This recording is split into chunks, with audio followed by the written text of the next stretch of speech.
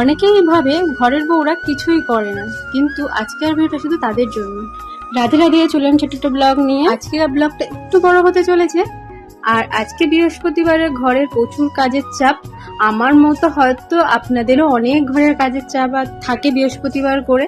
তো এখন একটুখানি কম আছে, যেহেতু আমার ঘরে পুজো দেবার নেই। প্রত্যেক বৃহস্পতিবার আমার মোছা মুছি ঘরের কাজ করতে করতে অনেকটা বেলা হয়ে যায়।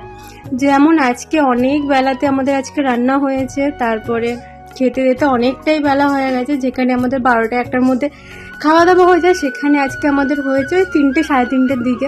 এতটা পরিমাণে যে ওয়েদার খারাপ, তার জন্য ঘুম থেকে উঠতে একটু লেট হয়ে যাচ্ছে। ঘরের কাজ, বাসি কাজ সারতেও অনেকটাই লেট হয়ে যাচ্ছে। কিন্তু আমার বড়মশাই ভোরবেলাতেই কাজে চলে যায়। আর এদিকে আজকে আমি নিয়ে বসে পড়েছি কচু শাক। আর কচু শাক জানেন যে কাটতে কতটা সময় লাগে। আর তারপর কচু শাক কাটতে কাটতে আমার হাতটা দেখি পুরো কালো হয়ে গেছে আর ভীষণ পরিমাণে চুলকাচ্ছিল।